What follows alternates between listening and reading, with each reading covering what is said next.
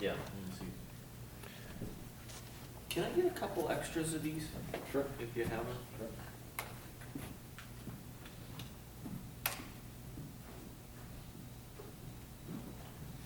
And we'll make up a nice book for you Yeah, that'd be great. I'll give you a card. with industry standard documentation. And as we get in contact with you, what we'll do is you can also already make some of these documents for you, see if you like them. Yeah. That way you can go to your legal department and say, is this okay? Can we start using this? Yeah. And, go through that process of setting it up. Okay. That'd be great. I have a couple of these too. Sure. Yeah. So as while we're waiting for everybody to start at 1, if we have any additional general questions, we can sort of take advantage of this extra time for anybody to ask anything that's more specific, either to their area, if you have a building or you had a past event that occurred and you want to share, or you have a specific question. We can do that now, or just continue just hanging out, but, in case, we got about 10 minutes that we can just sort of use that towards your additional information specific to your city. And if you have a question about whether, wood can be done versus the fire that's coming up, but do you have a specific question as to whether or not you can build a wood one or a steel one? Is that your question? Yeah. Okay. The code is very clear on the building side of it. And what I'll do is the code says that I can build a fire escape must be made of non-combustible materials. So what that means is that a lot of people thought that meant I had to make my fire escape out of, what do you call it? I can only make my fire escape out of metal or aluminum. But it also means that you can actually make your fire escape out of 2-inch domino. So as long as all the wood that you're going to use on the fire escape, so pressure treated wood is 2-inch domino, which is actually 1.5 inches, but that's what they call a 2-inch.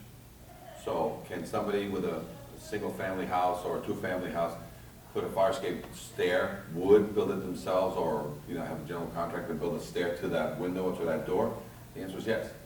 Just has to meet the 100 pounds per square foot. So you're not building, the key here is when they build the wooden one, are they building it to 100 pounds per square foot rating?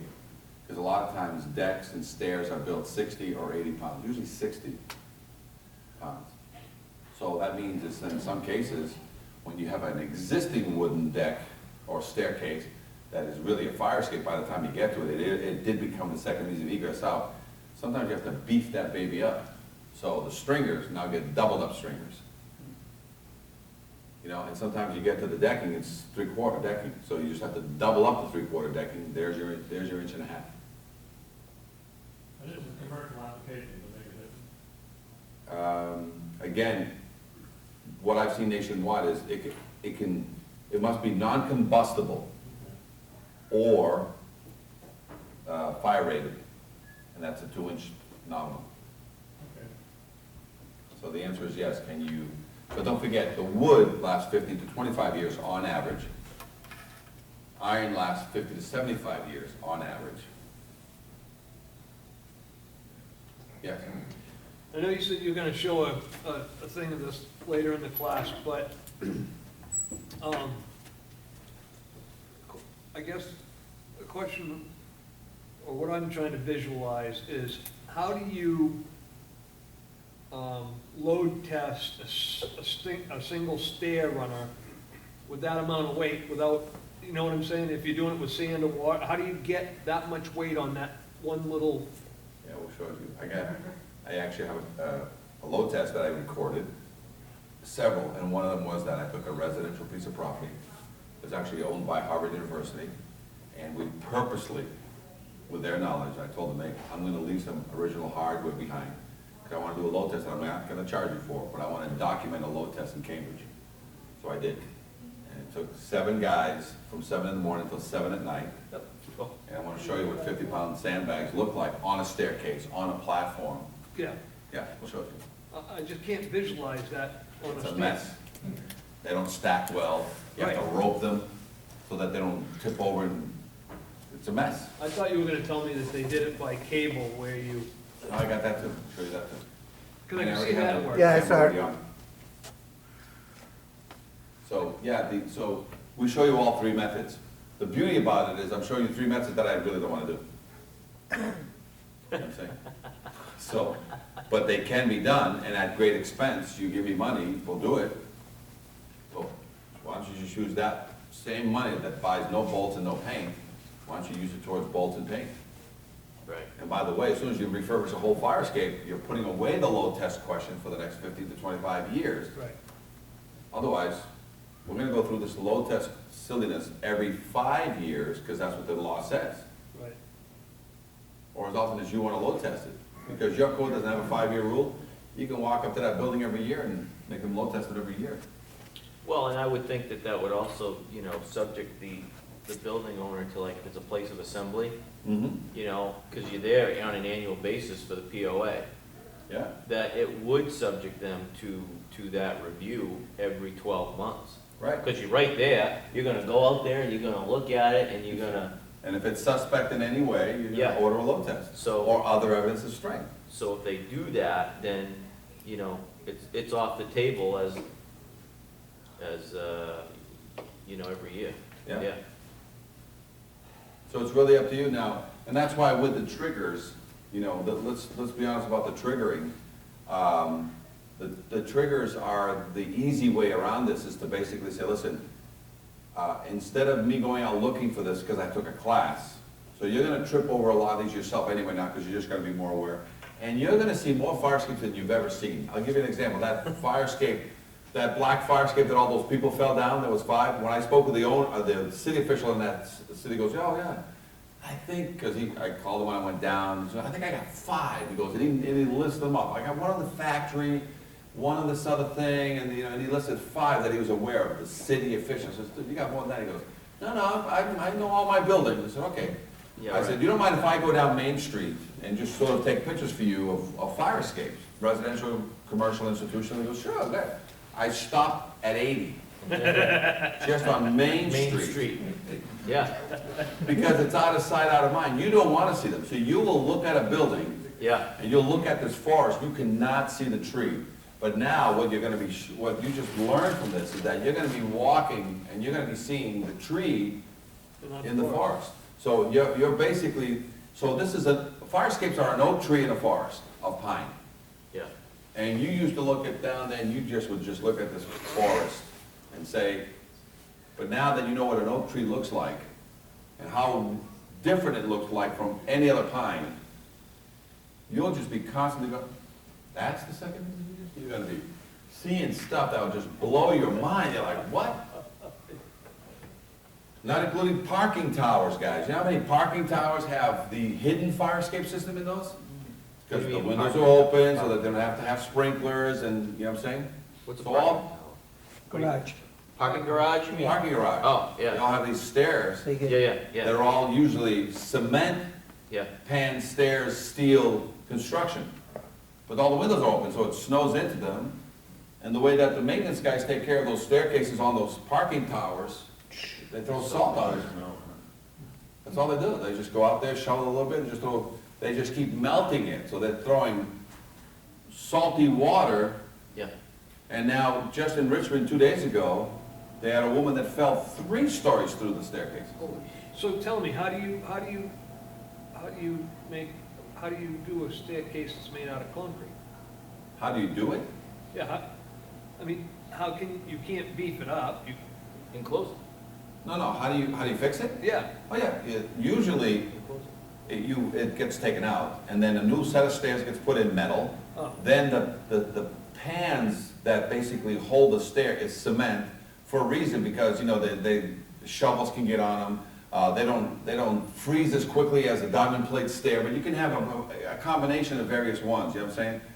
So a lot of times, diamond plate is what you want to recommend for those, but depending on the weather conditions, whether the freeze and slip and stuff issues, cement tends to be what some of them like to use, but you can actually put on a cement pan stair, you can put the rubber, you know, the 1/4-inch rubber raised circle, Yep. non-slip pad things, you know, that are non-combustible. But I meant, as far as repairing it, it's mostly taking. Oh, no, just take it out. Yeah, Because once, rust grows to 5 times its size, so a quarter inch becomes 1 inch of rust. right. And that's where you get your rust jacking. When things rust jack and bricks open apart, water now gets into those cracks, causing ice jacking. So there's rust jacking that splits it, ice jacking that continues, So between the two, 24/7, 365 days a week, Right. that's what it's doing. So, yeah, well, we'll show all three types of load testing. And it's another thing, I've done these 6-hour classes down in New Jersey, but the first state that I taught the entire state of New Jersey. We taught the 6-hour class, but isn't it amazing that you can talk for 6 hours about something as simple as a fire escape? Yes. I would have to bring in some dancing and some girls to come through here, because after a while you run out of, but there's still quite a bit to talk about, because you just want to hear how they're built. You want to understand them a little bit more, so that they're not foreign to you. And like I told everybody, everything you're learning today, you already knew. I'm just reminding you that you already know this. Because a lot of times, this information, these codes have been here. I didn't bring them to you, they were already there. These connections and these networks that you guys have between departments, it's already there. So let's start on that as one of my notes. Health, right? The sleeping giants of our industry, right? Because the health, and you mentioned the tie-in, is money. The health department basically shuts off the purse strings. So a lot of times, you guys walk into any building situation, and the building is an unsafe structure, right? You guys bring in the health department to a residential situation or whatever, and it's an unsafe situation, what's the health department gonna do for you? Right? If there's any Section 8, if there's any housing, if there's any state involvement with elderly, if there's anything, the health department steps in, and they cause a lot more turmoil, in a lot of the situations. And a lot of times, institutions, you get them moving first. A lot of times, subsidized anything, you get them moving second. Downtowns, that's what you move third, because there's a lot of income just in the downtown, and they want to keep those things income activities going. And then it'll filter out to the residential market. You jump on the residential market first, you're gonna piss off a lot of people. But, you know what I'm saying? There's plenty of people out there collecting millions of dollars and not putting a dime of it back. Unless there's a gun. And a lot of times the gun starts with the health department. The second gun comes from the housing division. The third gun comes in usually from the building department. The fourth gun comes in a lot of times from the fire department, and so on and so forth. So all you have to do is just build this network, so you're not changing your job, checklist. So let's as we start on this part here, let me see if this thing's even working. Just a quick recap.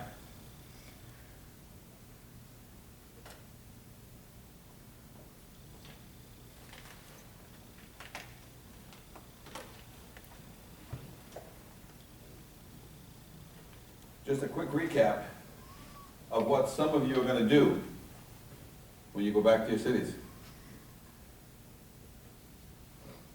Gotta find my little clicker button. There it is.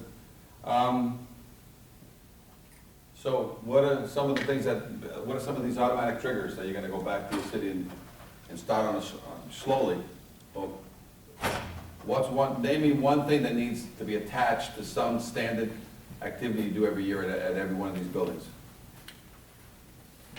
For example, a building inspection every year, right?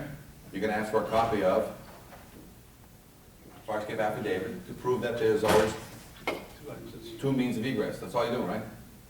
So no matter what you're doing, you just say, hey, I just need to verify you have 2 means of egress here. You do? Yeah. Inside, do you need one of these certificates? No. Inside, outside, do you need one of these certificates? Yeah. For this building inspection? So just add that to the checklist. So it's, until new forms come out, you can handwrite them in at the very bottom. It's just add another box hand write it in and saying certificate during the yearly inspections. What's another inspection that you do that you think you could basically tie in this checklist? Health inspection. Health inspection, you wanna add a box that says get a copy. That's to prove you have 2 means of egress. What's another one? Section 8 housing, they do that already in Boston. You can't, you need that, they do it yearly. For Section 8 housing, you need to have a certificate on file that your farscape has been, that your farscape is certified. Otherwise, Section 8 housing, you can't get, they'll hold your checks. So what else? What's another one? You're starting the permit process. You guys will decide whether or not it really stops the permit process or it just basically use that as a trigger. But whether you're opening one or closing one or both, without it, you can't close that permit. So permits now are gonna have a trigger, a little checkbox that says, add this as one of the things we need. Occupancy, place of assembly? Occupancy, so every occupancy always comes with a confirmation of two sites, right? What else? Sprinkler systems, right? What comes with that guy's, that company's certification? From a liquor license. Oh. From a liquor license. Okay, so tell me why liquor license. It's a place of assembly typically, or it's high traffic area. Can't kill the drunks, you're right. So we're gonna get again, and I'm just going over this, which is correct, is like everything that's already part of your normal checklist activities that you're doing, so you're not changing anything you're doing, and we're just confirming that you have. Are you ordering an inspection? Are you ordering a certification of your farscape? When you ask for a copy of something? That means they've already done it, right? Right. So everything you're doing here has not changed anything you already do, so you're not changing anything, but you're just confirming that they have 2 means. Can you legally rent anything that doesn't have 2 means of egress? Do you guys have that up here? Every time somebody changes rental, you have to have a rental reinspection, rental program? It's happening, They but, might have. got it? So, I don't know, I'm just throwing that in. So permits, what else? How about when I inspect those things? Fire alarm? Does it need to, do I need a proof? Yep. They do those How about- monthly for insurance. Okay, how about for the, Yearly my yearly fire extinguisher inspection? What do I need with that? So now who are you bringing into this? You know who you bring in? You're bringing in a silent army. The fire protection industry is coming in and doing what for you? Getting the word out and saying what? They'll take my certification for your sprinkler, but you know what they're asking me to bring along with it now? So who's getting the word to the owner? Fire protection companies are getting the word out that says, hey, you know what they want now?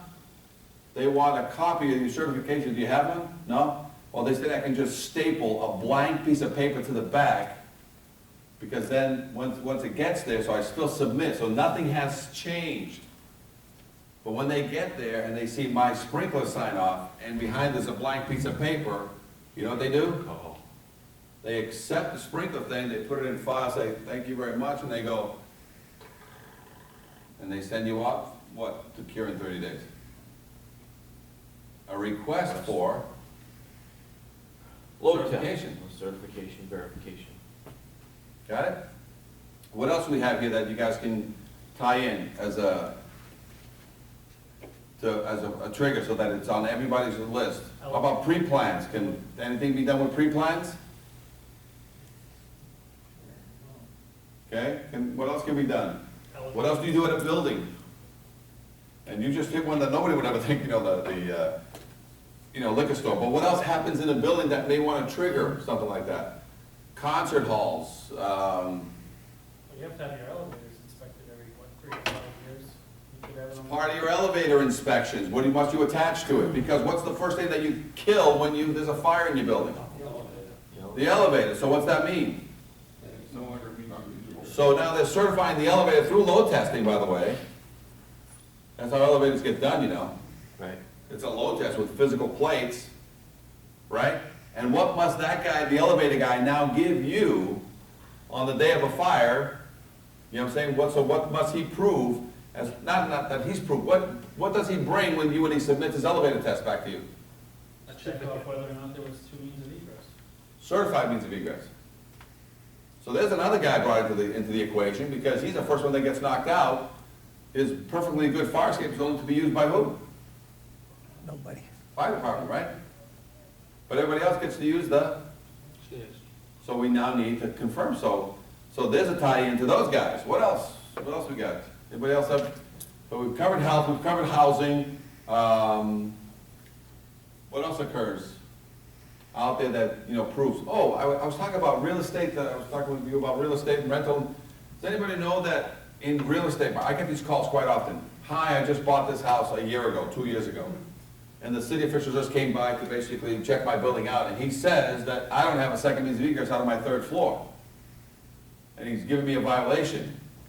And now I got a $30,000 problem that I gotta put a new fire escape up to the 3rd floor. And this is what I told him. I said, you know, listen, there's a good and a bad here. Let's start off with the bad. The bad is you're gonna need a $30,000 fire escape, and somebody's gonna pay for it. And it's gonna be you. The good is somebody's gonna give you all that money back. Okay? Let me explain why. Can I legally rent anything that doesn't have 2 means of egress? No. Can I sell anything that doesn't have 2 means of egress? No. Yes. So, I mean, that needed a 2 means of egress requirement. You can sell it. Can't sell it, now without that being disclosed. So, I'm selling it as a fully functional 3-family house with 2 means of egress, and all of a sudden, 2 years later, you guys do your inspection and you just knocked out my 3rd floor, which I only had 1 means of egress. Could that have sold 2 years ago? So that was an illegal transaction. So I tell all my people who call me, who are now forced into this $30,000 fire escape, my first question is, do you like your building? Well, I'm kind of upside down. You know, 2 questions. I'm either I like it or I'm upside down. I bought it in high, and because you can give it back. They're like, what do you mean? Because you participated in a transaction that was illegal to occur 2 years ago. So I need you to make a couple of phone calls. You need to call your real estate agent that you paid a commission and is licensed to know what to do, and your closing attorney. And you need to call their real estate agent and their closing attorney. And the home inspector. And the home inspector, which, by the way, if they didn't disclaim that at the bottom, everybody has what's called errors and omissions insurance, supposedly. But most of the higher end people will have it. And all you do is you call up and you say, hey, I need your errors and omissions insurance. They're like, why? And as I was telling, what's your first name? Charlie, I was telling Charlie, what you do is you actually you call your attorney and say, so you're not part of this group, you make your attorney for free sue everybody else and get you your $30,000 plus dollars. Because if not, you can negate the whole transaction, because you've been actually working with a piece of property that the tenants can actually get their money back. If they've been living there for 2 years and you illegally rented them a 3rd floor apartment with no second means of egress, they can get back all their money. Because they entered into a contract with you that you were not legally able to enter into. And you can also negate the sale. Got it? So, fire escapes, we get these calls all the time when the insurance company finally comes around and makes sure where you don't have a second means of egress out of your 3rd floor. So, these people who have just had this happen to them, they can go back to the sale, either negate the whole sale and just get out of the whole contract completely, or in the suing process through errors and omissions, they're gonna get their money back. If it's been 2 years, how do they handle what they've already paid? How does that take care of it? The errors and omissions insurance. You're not going back for anybody's money. You're going through the insurance companies. Errors and omissions is basically saying, okay, everybody screwed up. And if you can call it fraud, intentional fraud, knowingly or unknowingly, you're paid to know. 3 times. Okay? So that's what we've been telling anybody that's been sort of caught 2 years later after a sale. We get this also often in people who basically have a fire escape on their building. 2 years later, we get there, it's condemned. And they have a $30,000 problem. We say to them, when did you buy it? 2 years ago. So they're gonna pay for this. Say, how? Because when they closed on the building, they were supposed to give you what? Certifications on everything, right? And this is how the transaction should have gone. Hi, I'm selling you this building for $500,000, but by the way, my fire escape needs 30 grand of work. But you're gonna give me $500,000 anyway. See, that's disclaimed, that's known. As opposed to, here's a $500,000, I'm not gonna tell you about the fire escape, I'll get you in a second, and you found out later, they own that. All the real estate agents, all the lawyers, everybody owns that. It's like me going into a building, and all of a sudden I start taking down some sheetrock, and there's all burnt beams. The owner knew that, and he sold it to me. I don't care how many years later I find out, they basically hid that from me. Question? Is that only in Massachusetts, For what? what you're talking about? Because Okay. Are you talking about single family, or are you just talking about rental property? As far as you're not, no right, This Disclosure second means of egress. the right to know? Well, again, can I rent anything that the law requires 2 means of egress? Will you allow Oh, me you're to talking rent? about renting, not just if it's someone's personal home. Even a personal home needs 2 means of egress. So you're talking about everything, single Yeah. family and whether it's Everything that rental or needs not. 2 means of egress, Yeah, everything that needs 2 means of egress. So if I live on the first floor and I have my 2 means of egress, and I'm renting the second floor and there's only one stair going upstairs, right? And I converted it to a 2-family, I pay taxes as a 2-family, I've just never put a staircase. There used to be a staircase, but I took it out. So that thing has been renting. It's not that they are allowed to do that, nobody knew it was happening. right. But the tenant doesn't care, because now a tenant that loves that neighborhood, the kids go to that school right there, is gonna get uprooted and sent somewhere else. You don't think he's got some financial bite back? He's gonna say, dude, when I came here, you basically told me this is a legit place for me to rent. That's why, because my kids go to the school right here. Now you tell me it's not a legitimate place? Give me back my money. So you can't rent, if you can't enter into a contract, both buying it or renting it, you have some due course. Got it? So we get these calls all the time. And it's not uncommon for me to get somebody that just bought a building and the fire escape's a piece of crap. And I just send them back down the legal trail. I said, it could take you 1 to 3 years to get, but you'll get all your money back. And more if you can prove that these people knew it. Got it? And like the law says, negligence of the law is no excuse. You were supposed to know, so even if you say, I didn't know, then you still owe me. So that's where it comes. So we get clients like that all the time, that whenever they get sold an illegal property that doesn't have a third means of egress, a second means of egress on the 3rd floor, for example, or they got a junk fire escape that was crap and they just threw a paint job on it, they have, because you can prove up to 25 years. Got it? So, let's take a look at this one. Actually, I'm gonna go back here. See this one? So we took this fire escape that was 4 feet across. It was on a Catholic school, rented by a French school that did kindergarten to 8th grade. And this fire escape, which came from the 2nd floor to the recess, beautiful recess yard, with that rubber foamy thing for the kids, the rich kids that, $26,000 a semester, blah, blah, blah, whatever, speak French. And so this rotten piece of stair, basically, who do you think called me to change it out? Was it the fire official who did his yearly exam? The building official that did his yearly exam? The insurance company that did its yearly exam? The principal of the school? The PTA. Was it the facilities guy who says, dude, this thing is a piece of crap, you gotta change this out?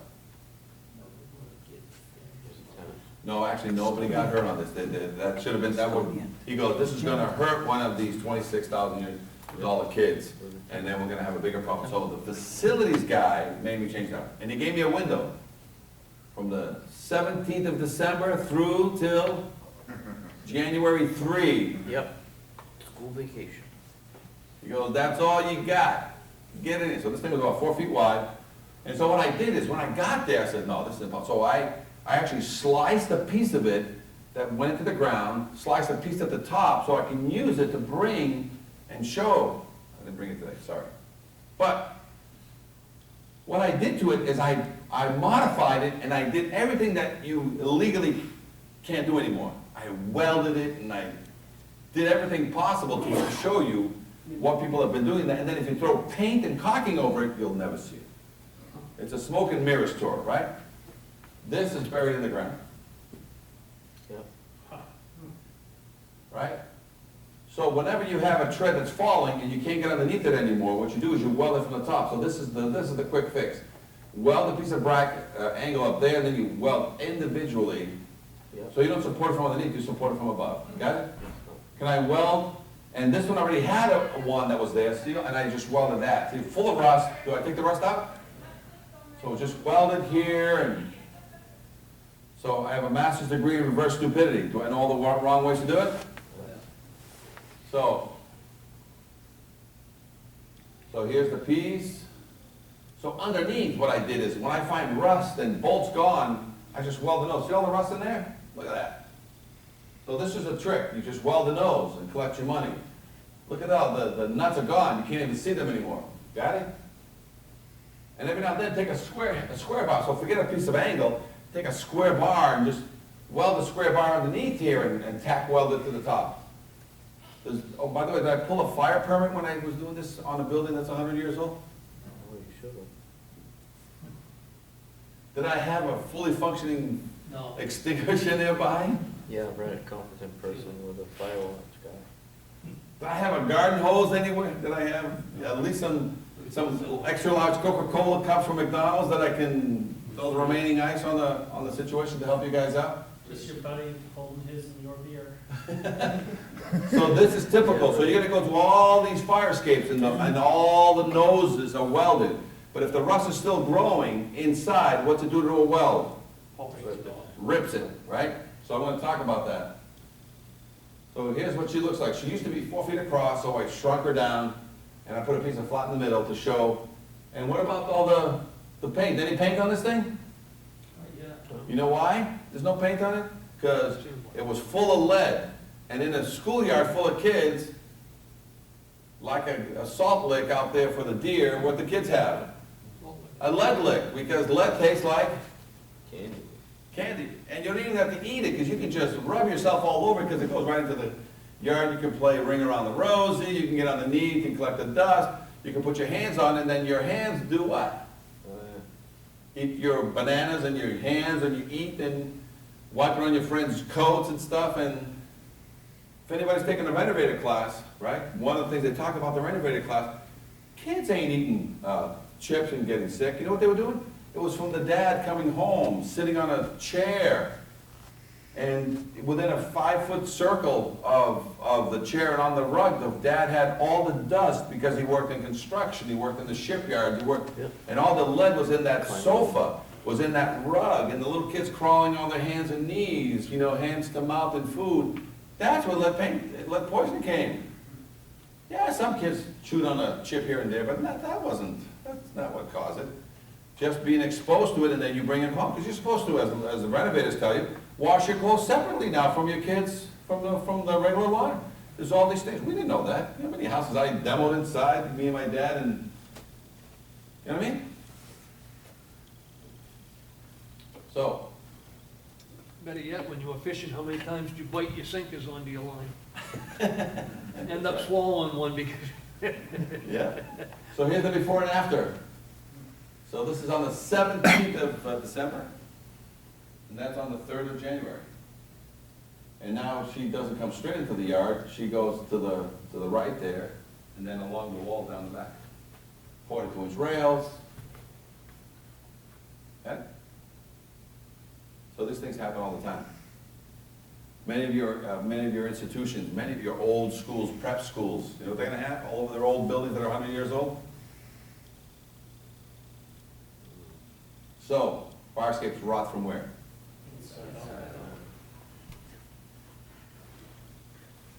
You get anything near the ocean, what happens to them? Picks up the pace. Picks up the pace. You get a 1/2 inch of rust. You walk up a stair and the tread gives way on you. That's why you're never gonna walk on a fire escape anymore. You walk up a fire escape and your foot goes through that tread, how do you fall? You fall through and back. What happens to your knee? No, I mean, well, you'll either break or you sprain yourself because you're falling in the right direction. You're going down a set of stairs and your foot goes through and your motion is forward. How do you bend your knee? Oh, break it. In the wrong direction. And then, what's that do for your career? Done. Got it? since you guys are not gonna be walking around with hammers, doing this every time you walk the fire escape, don't walk fire escapes anymore. Okay, so you can visually see a fire escape that's rusty, it's suspect, you wanna get on it? Or do you have enough to write a violation? You have enough to write. Right? Fire escapes must be structurally sound, must be kept painted, so as soon as you see it's not painted, you need to see that it's not structurally sound? You just write a violation based on paint, because it's supposed to be maintained at all times, so you're writing a scrape and paint violation, but do you write scrape and paint? What do you write? Inspect, Inspect, repair it, and test it. test it. And they're gonna call you back and say, what do these three things mean, and what do you send them? You know, the procedures and guidelines, which could be on your website, or you can fax it to them, right? Or they can come by and pick one up that's on the counter, and what's it say? Because one of the reasons why you didn't write a lot of violations on these, because you didn't know how to cure it. Do you know how to cure it?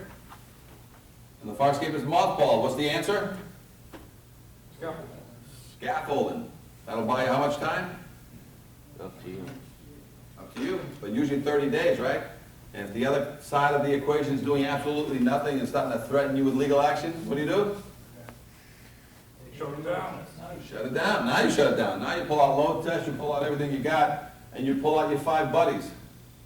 Rutgers University, the only known fireman's fire escape pole system. I've never seen one like this and this is on an actual building at Rutgers. Cool. Should be on a frat house, right? Left side for the girls, right side for the boys. It's a one-way system. That's the quick escape. Crazy, but you know how long you have to train to properly hold the slide pole correctly without falling down? And I think a lot of insurances have stopped the pole slide because of the liability associated with the pole slide, correct? Yeah, they don't like it. They don't like it, they've stopped it, right? So, anybody ever see a slidescape? Oh, You yep. have? Where, what city?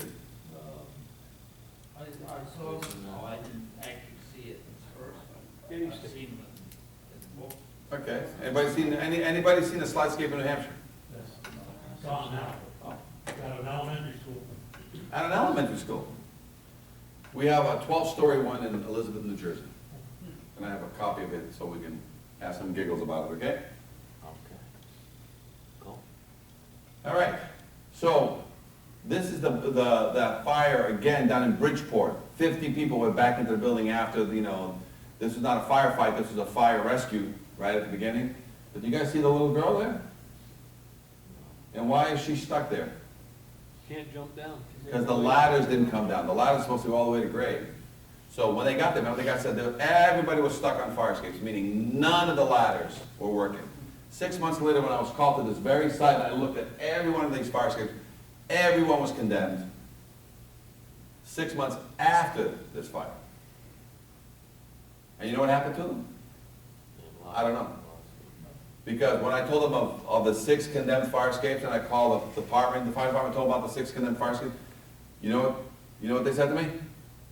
Get out of here.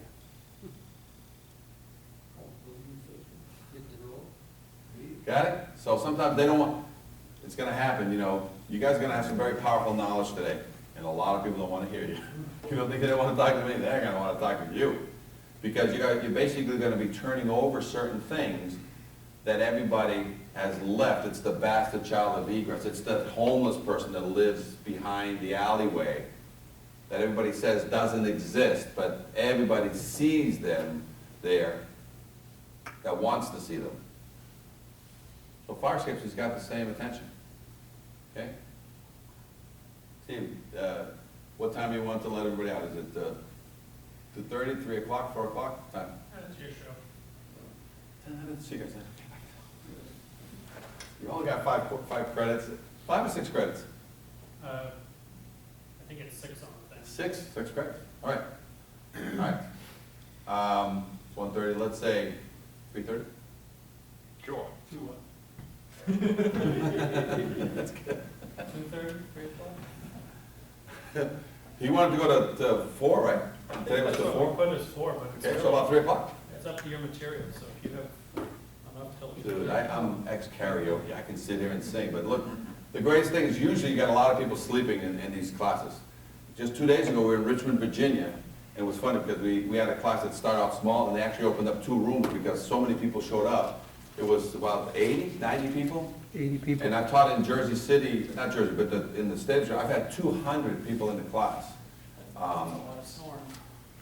Well, you'd think, but what happens is a lot of them come up to me at the end and they thank you because a lot of times they snore because it's something they already know and you're sort of just bringing in a little bit of information to them to basically top off what they already know. A lot of times these classes, it's like, oh my God, I knew none of this. It was even underneath my feet. So that's what happens on a lot of these. So this is the case, you know, a lot of little kids. They don't know what's going on, and that's the last person you're gonna have. So imagine that being your daughter, your son, 8 years old. And somebody below saying, jump, jump, jump, 12 to 14 feet. Can you imagine the trauma? But right now, firefighters are taking down the ladders and rolling up the hoses. But earlier in the night, when they pulled up, there were flames coming out of the side of the building. Firefighters say it was one of the scarier moments because when you pull up to a building and you see children and mothers hanging out the side of the fire escape, smoke swirling around them, they said that's scary, scary stuff. They got up there, they got the ladders up, and they said nobody got hurt. The fire escape, there was 3 or 4 people hanging off the fire escape. They couldn't get off. They were just on the fire escapes. I had people hanging in the fire escapes at the rear of the building, and on this side of the building, we had a bunch of people on that fire escape. About 50 people were displaced inside this building. All those 3 buildings, I looked at all the fire escapes, they're all Everybody will condemned. be allowed to go back in, except the one unit where the fire was in. They said, that's good luck to them tonight. I'm Bob Wilson, on the scene of Bridgeport, News 8. Right? Everybody, back in the building. We only lost 1 apartment. We're cool. Everything's good. Everybody back. And it was this that happened down in Boston in 1973, sorry. And this happened in Philadelphia. Same scenario, 4 stories, 3 people out having a smoke. You know what I'm saying? So here's the strangest thing is he's waiting for the ladder to come along because he grabbed the ladder with one hand because at that instantaneous part when you look at the photographs on the back of your thing, it shows her trying to grab his legs. And she fell away. The fire escape fell into the 3rd floor. And then the little girl fell along with her as all the, you know, basically the domino effect. And then when she hit the ground, the guy, the photographer for Herald caught that famous shot that won him a Pulitzer Prize, but it's not how you want to get a Pulitzer Prize, you know, for the camera that caught the, you know, just before the death. But this fire escape also pulled away from the building. The lawyer in the Philadelphia case, you know what he said that was key? A properly maintained fire escape will never fall. So, this fire escape didn't fall for any other reason other than lack of maintenance. Because if it was properly fabricated, properly installed, and properly maintained, it will never fall. It can't. It can never fall. So what happened? As soon as you add lack of maintenance, now it can fall. Suspect. Negligent. Had they load tested this a year before, you think they would have found the defect? Yeah. The Philadelphia case, had they load tested it a month or a year before, would they have found that defect? Seeing what I showed you in photographs, all that blown out cement, would I have load tested that fire escape? No. So proper inspection, right? And you guys always remember, your ladder trucks are out of service as soon as something is suspect. Bent, something could have happened to it, it's automatic. Until the testing comes in and proves otherwise, an entire truck is out of service. Yet you guys carry a mobile fire escape system to a building, yet the permanent fire escape system that's on the building, you guys are letting it go. But that's all you got. Going back into the buildings, this is the unknown that we've answered. With $50 or $500, can we fix this? Yes. Right? So pick one, 50 or 500, what's better for the client? Because sometimes you open this up and there's bigger problems behind you. What's the bigger problem? Wall issues. Got it? So So some of these older buildings have bigger problems than anybody wants when you start opening, because you actually, when you start opening the structure, you're weakening the structure even more. So like, again, let sleeping dogs lie. Here's another shot of us looking at another building where the same thing occurred. And a lot of times, you're gonna get that bulge. You ever see look at a building, there's a bubble, there's a belly? Yeah. Can I load test that fire escape? No. Why? It's their weakness. Right. I'll fix my fire escape 100%, and you get that there's a bubble, there's a belly on the wall. You're still gonna disallow the load test, or you're gonna say, no, I need a load test?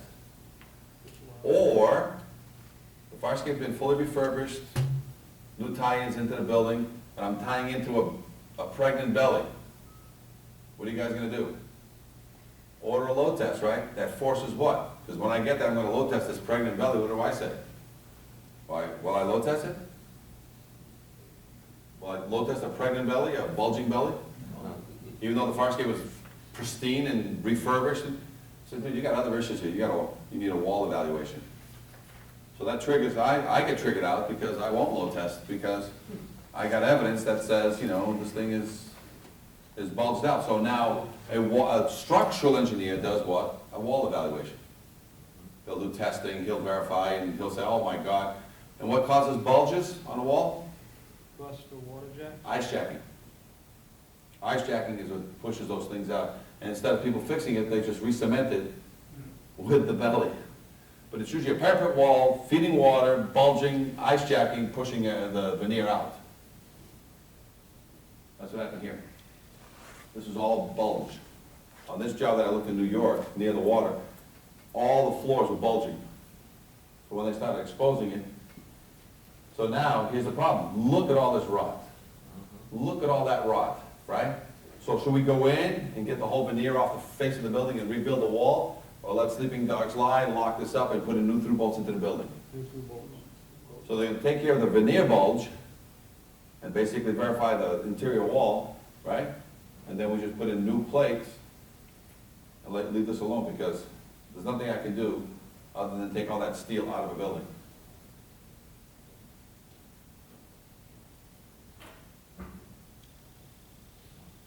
This is what a verification process does. This is actually us in California. That's a 3/4 ham drill. I have to drill 2, 3, 4 times, but 2 to 3 to get that big of an opening so I can have a hole like that, so I can throw my snake down to verify the interior, right, of the connection, right? Or can I just take that, can I just take this and drill a hole about 6 inches over there? Same hole, drill it over there, make sure that my connection into the building is closed and sealed, and then make a mechanical connection back to this clamp, back to this angle. So now my new 3/8 through bolt over here is the master, and this connection over here is the slave. I'm at 200% of what the requirement of the law is. And have I satisfied you with other evidence of strength? Because this is what I see when I look down that hole. I don't know what the hell I'm looking at. That's me looking down that hole. What am I looking at? Even with the help of a digital camera and I stick it in there, what am I looking at? Am I really getting a true picture of everything, or to guess? So why verify these things when you can just duplicate them? But some cases, you know, it's very easy to verify. You know, you can clearly see it on the inside, there's no rust. You can clearly see it on the outside, there's no rust, you know, and you can clearly see the shaft, no rust. But every now and then you get one of these, you know, that there's some damage where you can clearly see outside, inside, that everything is cool. What do? Cement it up. Do what? Verify to you that what? The connection is through, it's verifiable. Got it? If I can, leave this one alone and do what? I'll give you another one.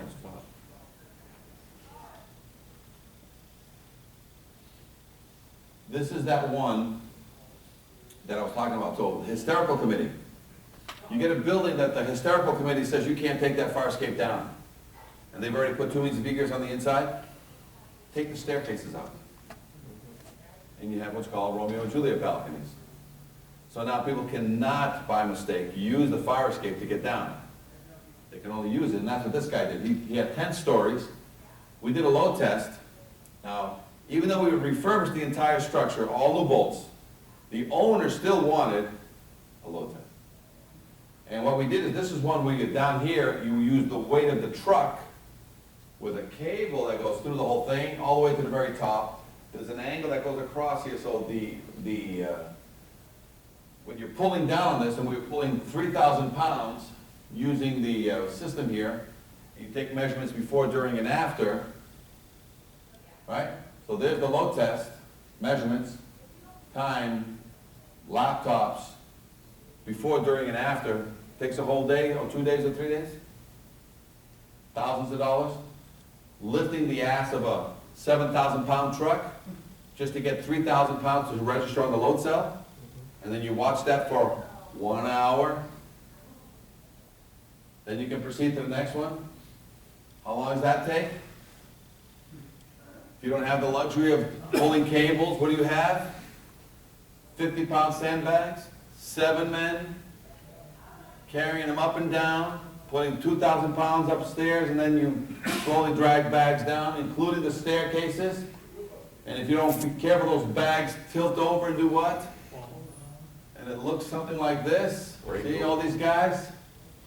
All right, measurements before, during, and after. So now we're loading onto a stair, we're doing a concentrated load of every other tread, 200 pounds. Hey, Tom, he's about started. You want us to know that the staircase is starting? What time? You gotta time it so you know which one's 40% of the load before you do 100% of the load. Checklist. Just keep doing it. Don't knock the bag over, because it'll domino effect, so you have to start tying all these bags down to the treads. You can only do every other tread, because if you try to load every tread, you can't, because there's no room for the bags. These treads are only 8 inches wide, the bags are 12 to 14 inches wide. Everybody's tired. Tom, you gonna have another camera for me? And you gotta bring this there, you start at 7 in the morning loading your truck at your shop, dragging it to the site, and this site didn't have any place to have a cherry picker, because usually you have to use a cherry picker to put these bags into the thing so that at least you're sick. So you know why I did that?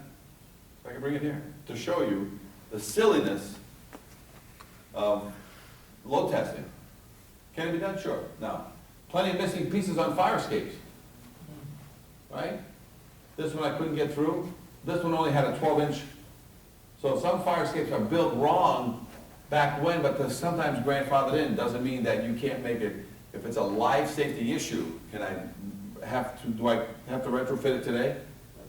Because even though it was grandfathered in, you can also say, yeah, but even though they allowed that back then, today it's a life safety issue, someone's gonna fall. There's no rail here. What? There's no rail here. Right. So you have to sort of figure this out during the smoke mode, you know, what to do here. Is that single action requiring no special knowledge? Here's the case that I was an expert witness.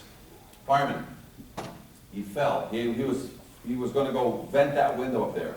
There was a woman and a child up there. When he went up these set of stairs, he fell through 2 to 3 steps right there, fell down over here, came back up, vented, grabbed the woman, brought her down. When he was 27 years old, by the time the adrenaline wore off, he had shattered his spine and done. Oh. Right? Now, what makes this case important is that this would normally be an accident related to work-related injury, which means what kind of money? Workman's comp. 3/4 of your full check for the rest of your life, and you're a cripple. That's a lottery ticket or not? Is that a lottery ticket for anybody? No. Right? So what made this special is that this guy sued the owner directly for negligence. Yeah. He said, this wasn't a work-related injury. I got hurt because you left this hand grenade here for me. And in the course of me doing my job, I didn't get hurt during something related to the actual fire. I got hurt because you never took care of your fire escape. So I got hurt. But had this been a normally certified fire escape, I would never get hurt. But because you didn't do your job, so we brought in a metallurgist, and the metallurgist proved, and this is where we got a lot of our information, where fire escapes rot from the inside out. Isn't that what you want me to do today, is prove that fire escapes rot from the inside out? Well, I am not going to prove it. The metallurgist had to prove it in this case, so that once we prove this case, and they won it, they settled it out of court, we proved that the owner had not done anything on this fire escape for 25 years. Or more. By the way, when I went there, 2 years later, when I finally got dragged into this, the fire escape was in a state of collapse. When I got there, this is what I found. So, let's talk about how fire escapes are built. Okay? Every piece of the fire escape is made from a 20-foot piece of steel. Comes painted or unpainted.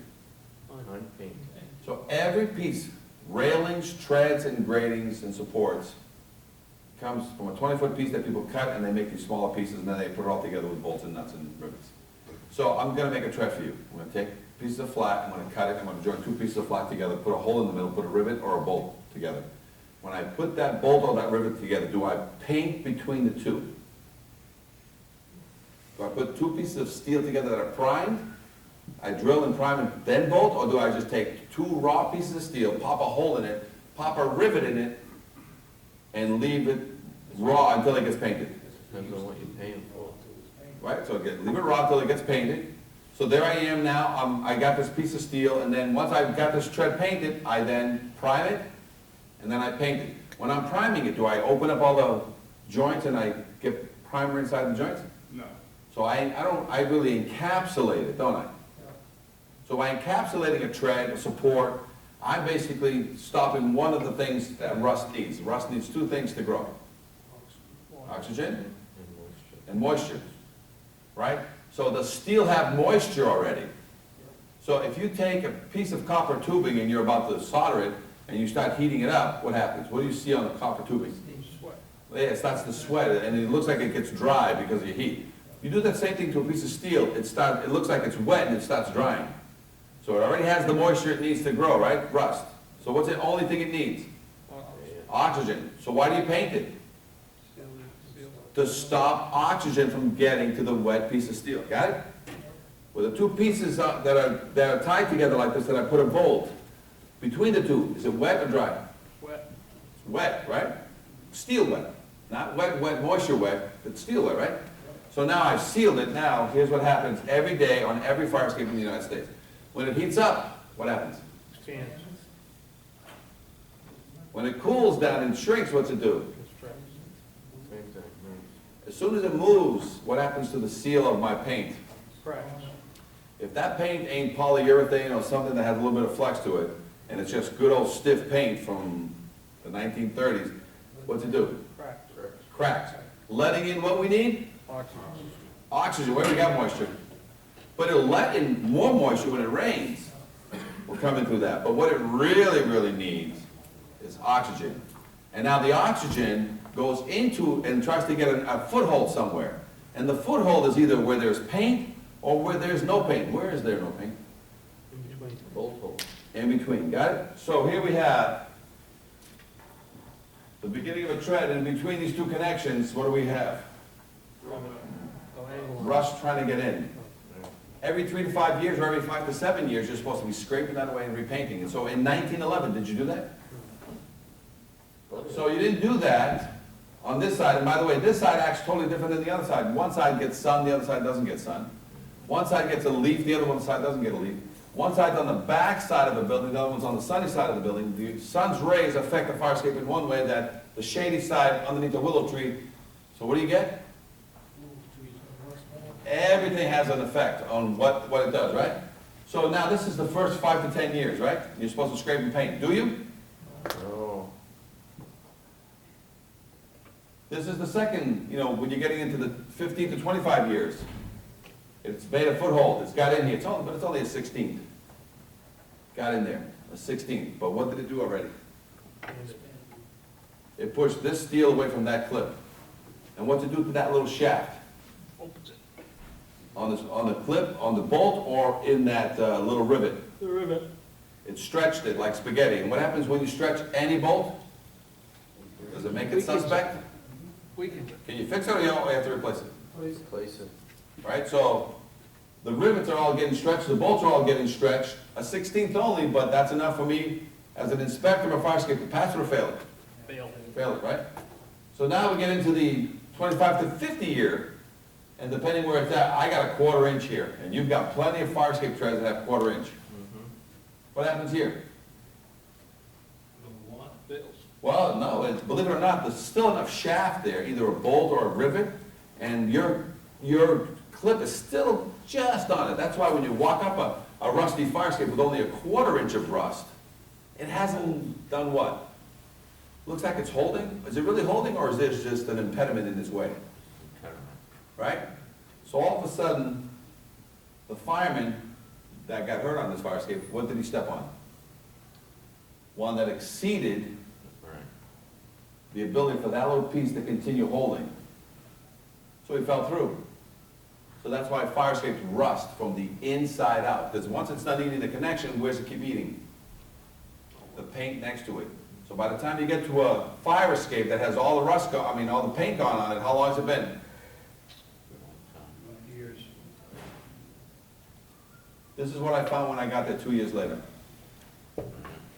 Got it? As I'm walking up the fire escape, this is what was happening to the treads underneath my feet. You know the only fire escape part that didn't fail this examination? The railing. No, the 3 steps that the guy fell through. Oh. Those had all brand new bolts. The rest of it, Oh, they fixed it. original. That's why they settled this case very quickly. Yeah, how many digits? Away from me, they never told us, but he was asking, I think almost in the $10 million range. Yeah. See this right across, right behind us on another building, totally unrelated to this? This is one of my shots. So what was gonna happen on the fire escape just behind us? It's another hand grenade. We're gonna watch it burn. Okay, what we're gonna talk about right now, we're gonna get into how fire escapes tie into the building. But you know what everybody's getting right now?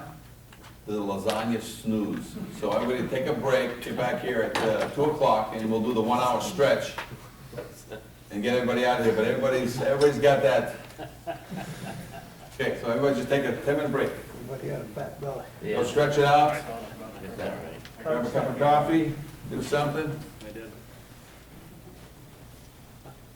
What's on your snooze? They did, or it was floating around here. I think Steve, is Steve the one, probably Steve's got the sign.